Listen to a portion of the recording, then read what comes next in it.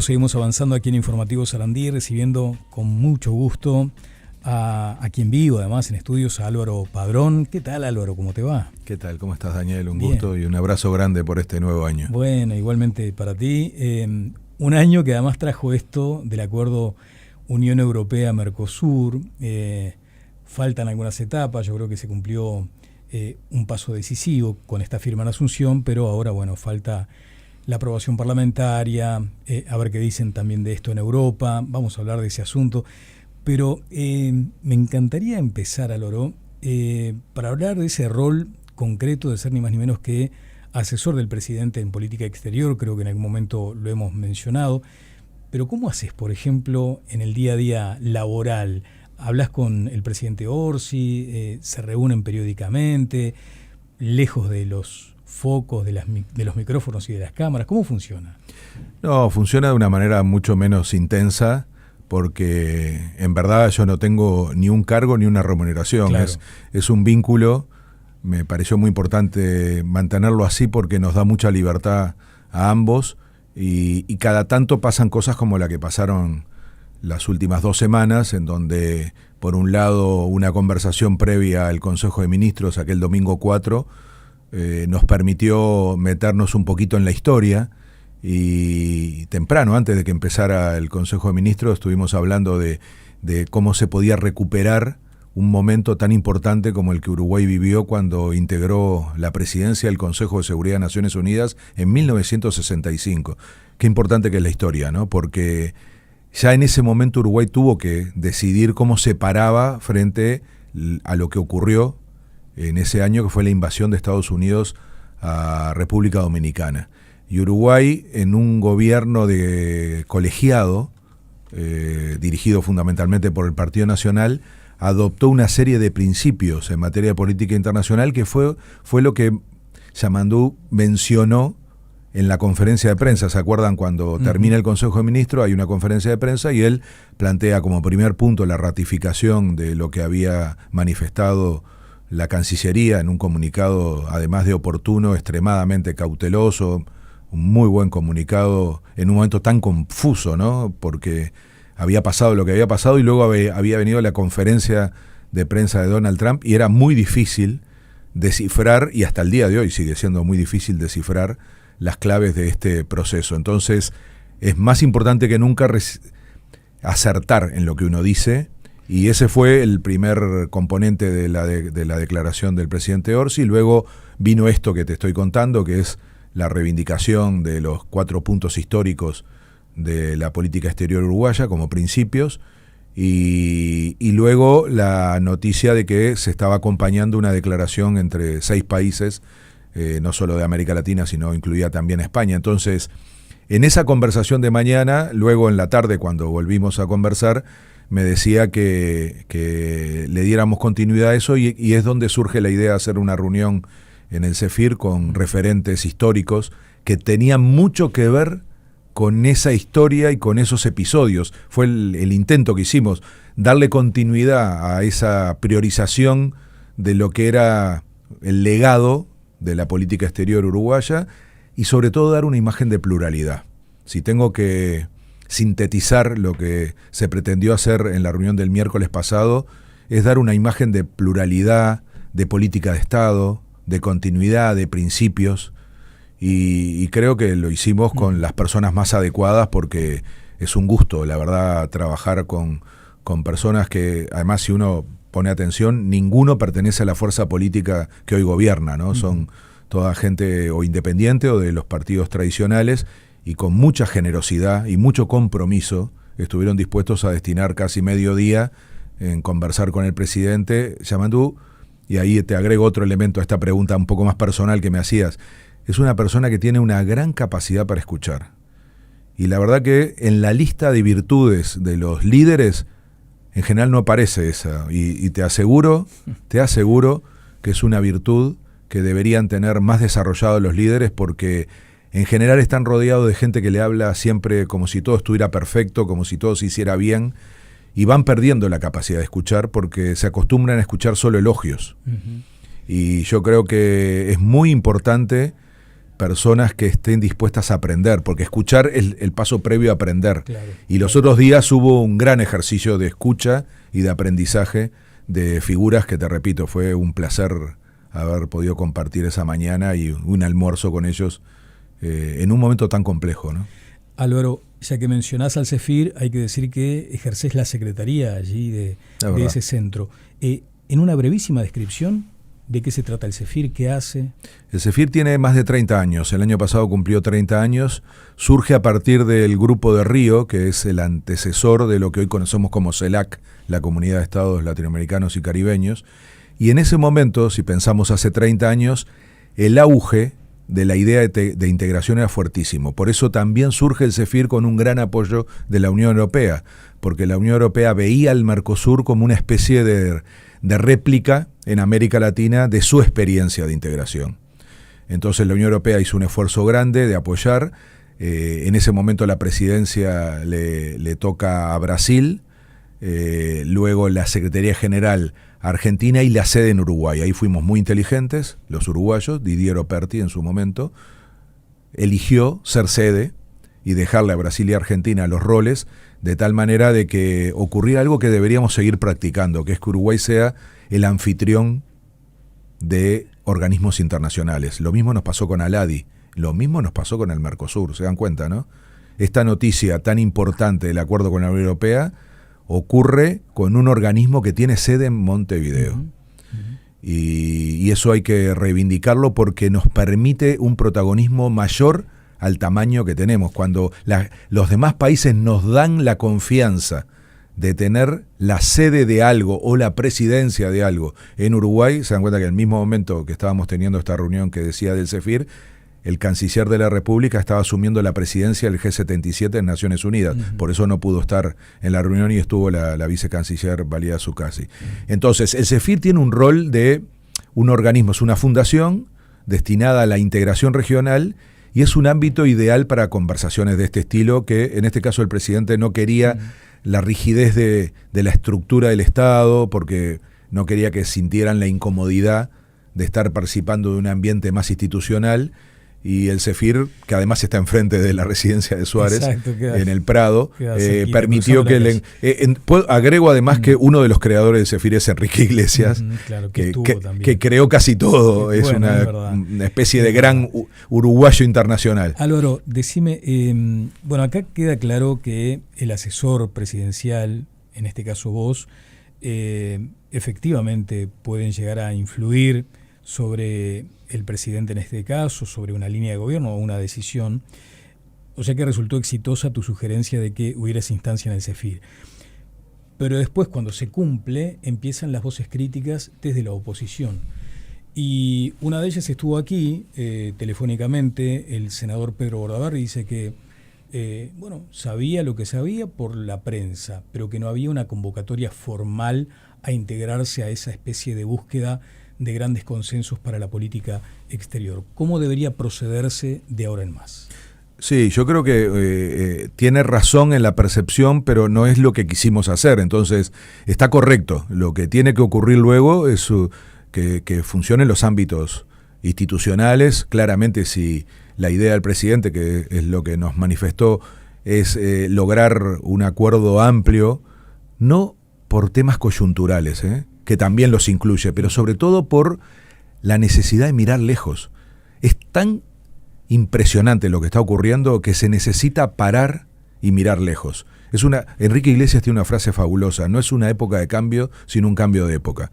Entonces, por eso recurrimos a gente con tanta experiencia, que entre otras cosas fueron protagonistas de procesos como el del 65, cuando Uruguay adoptó los principios, o algo que me señaló Sergio Abreu y yo no recordaba, que es un acuerdo interpartidario del 2005, febrero del 2005, en donde hubo 3 ejes, y todavía no había asumido el presidente Vázquez como presidente electo todo el gobierno, redactan un acta de entendimiento, febrero del 2005, en donde participa el gobierno que había ganado, la fuerza política que había ganado, el Partido Nacional, el Partido Colorado y el Partido Independiente.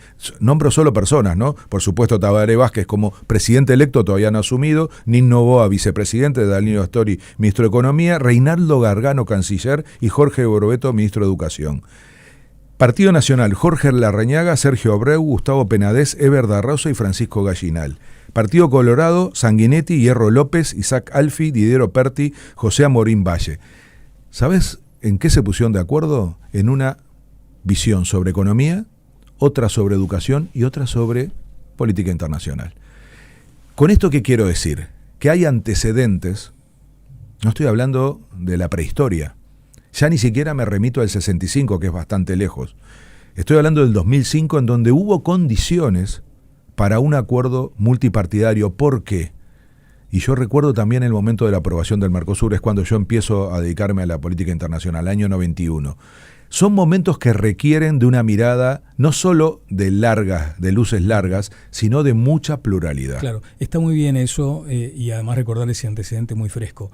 De todos modos, también lo mencionaste al pasar, hay eventos de la coyuntura, hay tensiones domésticas, internas, como consecuencia de temas muy puntuales. Y es allí donde Venezuela vuelve a separar las aguas. Sin duda. Y ahí es muy buena la frase de Alberto Volonté, que es el presidente del CEFIR. Como fue el vocero de la reunión, él decía, un tema internacional no nos puede dividir. Sin embargo, es clarísimo que este tema genera rispideces. Y mirá lo que te voy a decir, creo que el presidente Orsi tiene una actitud lo suficientemente flexible y diría autocrítica como para poder sentarse a conversar también de ese tipo de situación, porque lo que creo que todos aprendimos después del 3 de enero es que no hay lecturas simples. Lo que está pasando en Venezuela es mucho más complejo, está lejísimo de estar resuelto, es un asunto abierto que nos va a volver a interpelar. Por lo tanto, no creo que sea un problema que entre todos los partidos digan, bueno, ¿cómo ayudamos ahora? Partiendo de la base que aquí seguramente todos tuvimos aciertos y errores. El Frente Amplio además no tiene una posición única sobre este tema, como no la tiene ningún partido. Sin embargo, hay una reacción que adopta el sistema político el 3 de enero, en donde hay muchos puntos de coincidencia. Y ya que nombraste a Bordaberry estuvo a punto de conseguir en el Parlamento una moción que iba a recoger consensos. Por eso me parece una persona clave para esto que yo estoy mencionando, como también digo que la declaración del Partido Nacional fue una muy buena declaración. ¿Y hay diferencias? Hay diferencias. ¿Cómo se hace para llegar a puntos en común? Es el trabajo que hay que hacer. Claro, cuando todo estaba muy efervescente, muy candente después de ese 3 de enero, hubo esa comunicación que mencionabas de la Cancillería, del gobierno uruguayo. Hoy, ya mirado con otra distancia, ¿debería haber puesto mucho más acento en la situación interna en el régimen tirano de Venezuela? Yo creo que esa crítica es válida. Esa crítica es válida, y sobre todo si me preguntás a mí, que me tocó vivir la juventud en la dictadura, yo creo que lo primero que habría que señalar es la empatía con la gente que sufre, el pueblo venezolano. Y la verdad es que ahí yo puedo acompañar un cierto déficit o una carencia en el énfasis, en el análisis. Después hay explicaciones, y sobre todo lo que estoy diciendo es que también hay diferencias en la fuerza política que hoy gobierna. También es verdad que el gobierno no es lo mismo que la fuerza política, y también es verdad que el presidente tiene un margen para manifestarse porque es un líder, y lo ha hecho. Y él se refirió más de una vez de una manera mucho más clara, y yo creo que por eso es tan importante que sea el presidente el que convoque a cualquier iniciativa que tenga que ver con el diálogo político, incluyendo al propio Frente Amplio como una fuerza política más. Me explico, el presidente es el presidente. Hay otra frase que me gustó mucho de ese miércoles, es que era la diferencia entre ser presidente y ser jefe de Estado. Y varios de los participantes, te repito, de una reunión que fue un placer solo escuchar a quienes estaban, fue uno de ellos que dijo, hoy estamos teniendo a un presidente que se instala como jefe de Estado. Porque, repito, ninguno de los que estaba allí era de la misma fuerza política que el presidente de la República, y sin embargo se sentían identificados con el esfuerzo de construir una política de Estado para lo cual tiene que ubicarse como jefe de Estado. Entonces, Yamandú hizo un gran esfuerzo. Él dijo una frase también allí, yo la repetí en algún medio: construir unidad interna para exhibir unidad hacia afuera. Y esto es muy importante, Daniel, porque aquí no se trata de no actuar. La gran clave de la reunión de los otros días, y eso es muy difícil transmitir hacia afuera porque uno no quiere hablar en nombre de las personas que allí estaban, es que lo que no puede pasar con Uruguay es que se esconda. La gran preocupación de los que estaban allí es que Uruguay tiene que actuar, no quedarse paralizado. Porque un país como Uruguay, si no se mueve, se ahoga. Es como andar en bicicleta.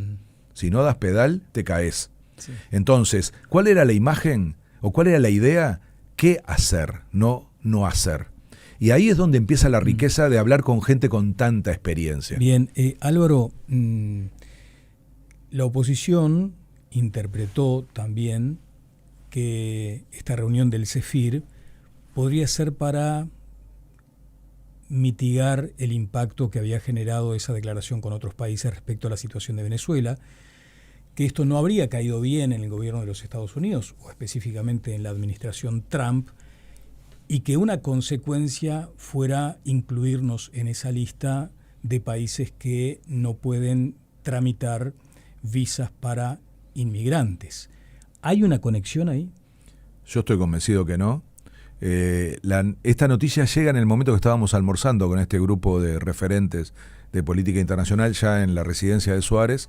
Yamandú lo comenta y lo dice para que supiéramos que seguramente iba a ser un tema que iba a correr el foco, cosa que ocurrió, claro, y las interpretaciones que podían venir. Hoy aquí en esta misma casa el canciller aclaraba que es absurdo y que además yo creo que cuando vimos la reacción del embajador de Estados Unidos los otros días era notorio que ni él estaba informado de los detalles y sigue siendo algo que no es totalmente oficial. Entonces yo creo que relacionarla es darle una vuelta muy rebuscada a algo que no estoy diciendo que no tenga implicancias cuando uno se posiciona. Por eso acabo de decir que no se trata de no actuar.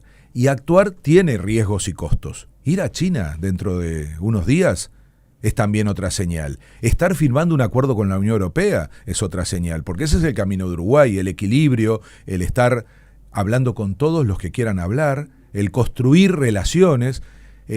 También te digo, y no quiero eludir lo de la declaración con los 6 países, primero, el que la lee, yo me imagino que es muy difícil que alguien demócrata no adhiera a esa posición. Sí. Está claro que uno puede preguntarse, pero ¿por qué justo con países que tienen gobiernos progresistas? Bueno, fueron los que estuvieron dispuestos a firmarla.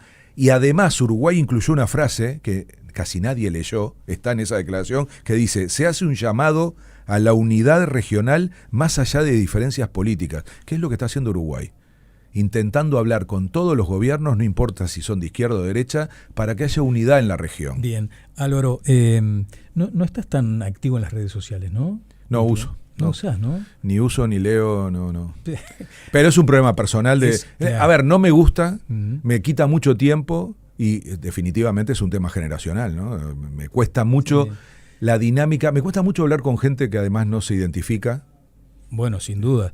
Pero digo, en condición de asesor, ir pispeando un poco por dónde va, porque también en las redes hay mucha riqueza intelectual, hay mucha información Esas buena, cosas me llegan, ¿eh? Sí, esas te llegan, me imagino. Pero seguramente no te llegó que alguien, ahora no voy a recordar quién, te calificó como el, a ver si me acuerdo, canciller ad hoc.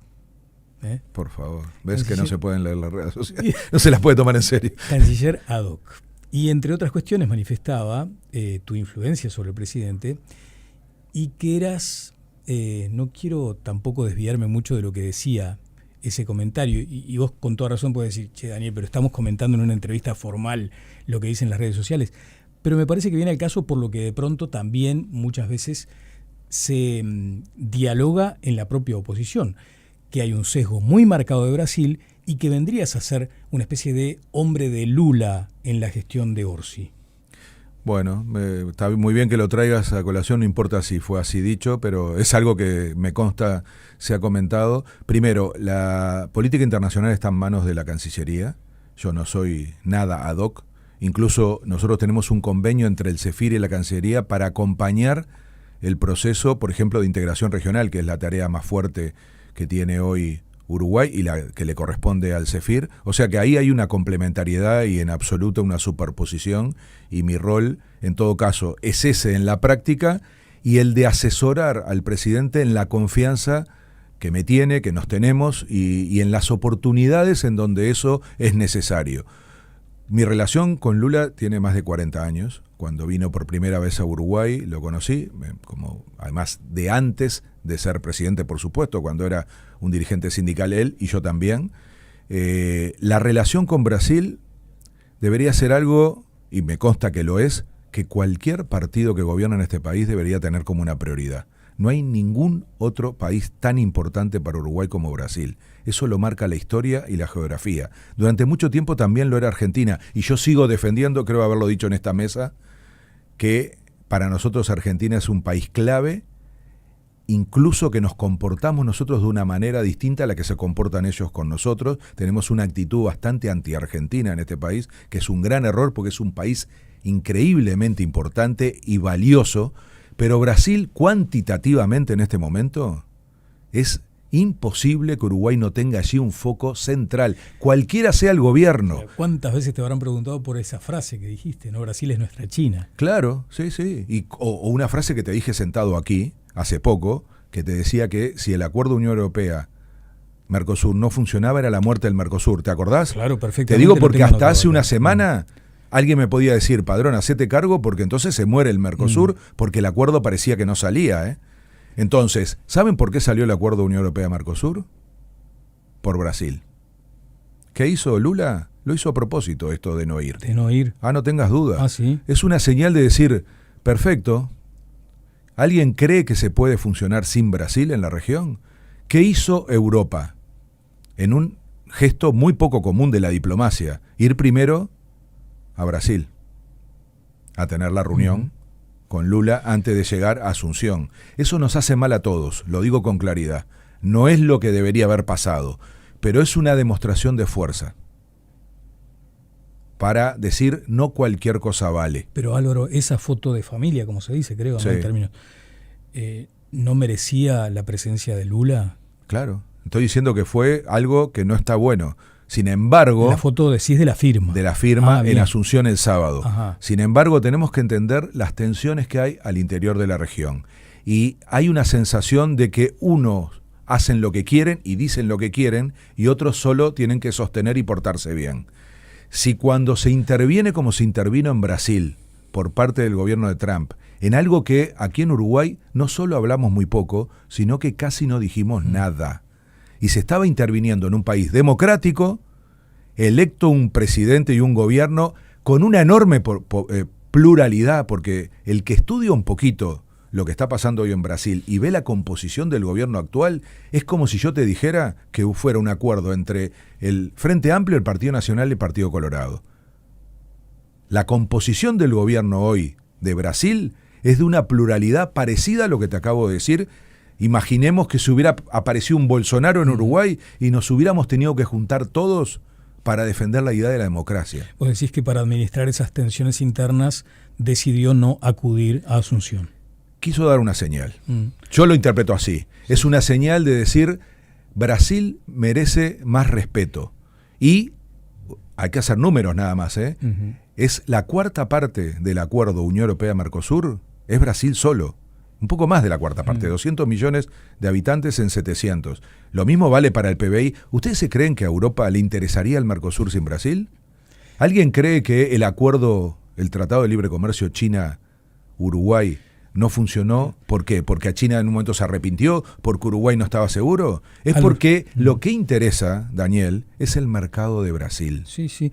Me quedan una cantidad de preguntas y quiero aprovecharte porque después te vas de vacaciones, ¿no? A tomarte un descansito y estamos ahí en la raya. Tenía algo muy, muy concreto y tiene que ver con, pero muy, muy cortito te pido ahora, ¿no? ¿No quedó muy lavado el acuerdo después, por ejemplo, de la imposición europea a algunas cláusulas de salvaguardia? El acuerdo ha ido modificándose en función de su viabilidad, pero te voy a cambiar la lógica. Este acuerdo solo es posible por el contexto político mundial, porque si no, no hubiera salido.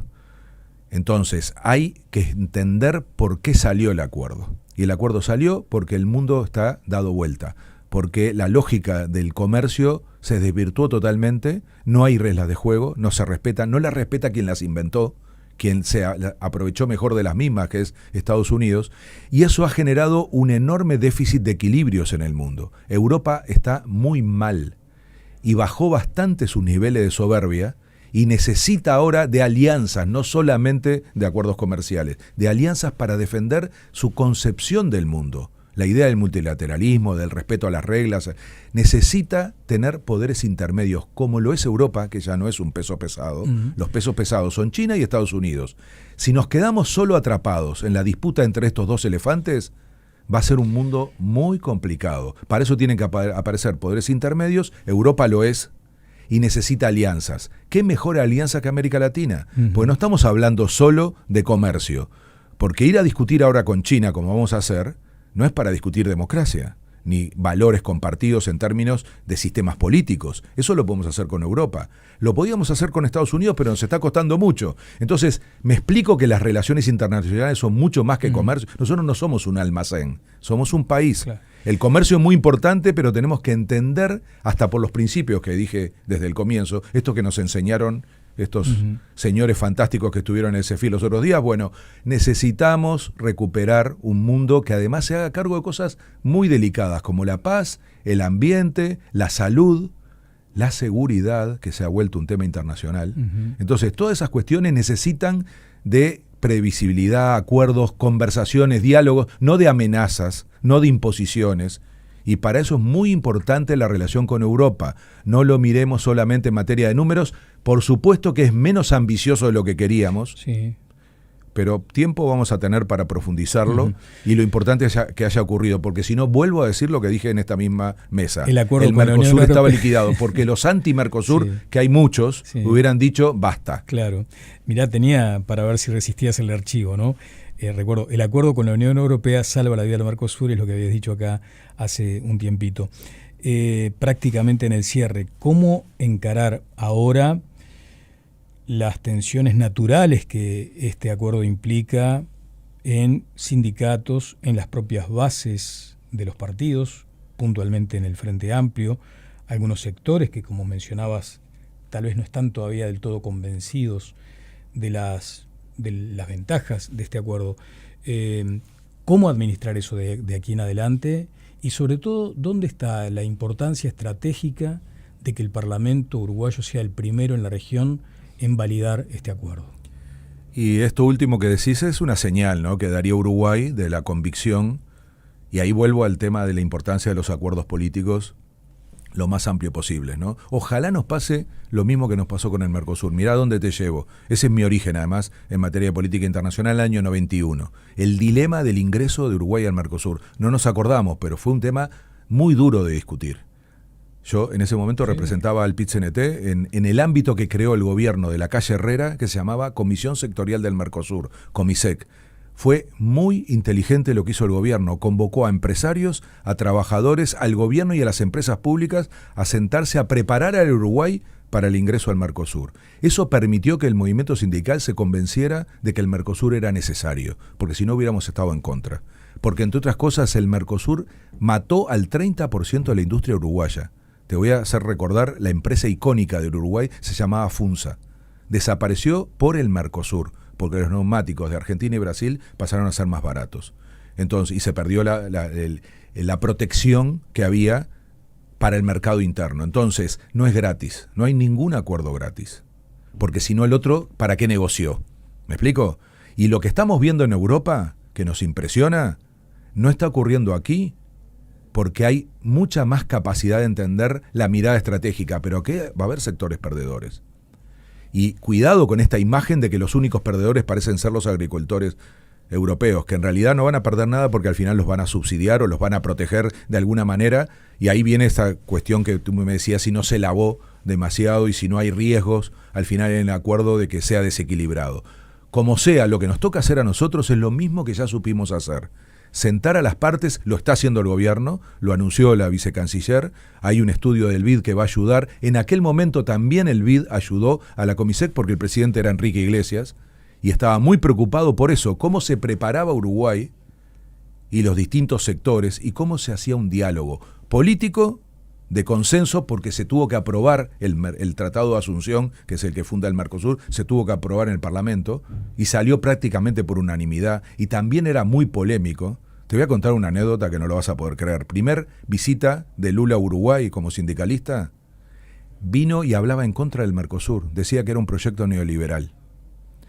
Y el asesor de él, que se llamaba Marco Aurelio García, le traducía de una manera que lavaba un poquito el discurso porque caía tan mal aquí en Uruguay, porque activaba a algunos sectores que ya estaban dudando si no oponerse al Mercosur. Entonces, hay que entender un poco la historia y cuando hicimos las cosas bien, hay que repetirlas y creo que en este momento habría que hacer un gran esfuerzo de tener un diálogo nacional, no solo entre todos los partidos, sino también con las organizaciones empresariales, sociales, la sociedad civil, la academia, los medios de comunicación, y demostrar que estamos en un momento que no solo por este acuerdo, sino por lo que está pasando en el mundo, es muy importante reflexionar sobre el papel de Uruguay y ojalá eso nos permita un rol y un resultado mucho más grande que el que nuestro tamaño nos permite. La historia de Uruguay demuestra que eso es posible. Si estamos a la altura de la historia, veremos. Yo espero que sí y que lo que pasó en estos días haya sido más bien un poquito de ruido en la lógica de la aldea, pero que al final la mirada, aprendiendo de estos señores que fuimos capaces de convocar la semana pasada, nos permitan dar otra imagen para afuera que ya la tenemos, porque el prestigio es enorme. Yo creo que a veces no nos damos cuenta de cómo se mira Uruguay desde afuera y cómo se valora esa capacidad de diálogo, de consenso, de democracia que tenemos aquí. Por eso nos recurren a nosotros para que tengamos la cantidad de roles que nos toca este año, que si te animás, va a ser muchas las veces que te aceptaré la invitación porque tenemos la presidencia de CELAC dentro de 60 días, estamos desarrollando la presidencia del Consenso Brasilia, que es Sudamérica, tenemos ahora la presidencia del G77, Tratado Transpacífico, Acuerdo Unión Europea-Mercosur, la relación con China y también la relación con Estados Unidos, porque para eso está la Cumbre de las Américas. Álvaro, la invitación queda abierta como siempre, muchas gracias por estos minutos y a seguir adelante. Fuerte abrazo.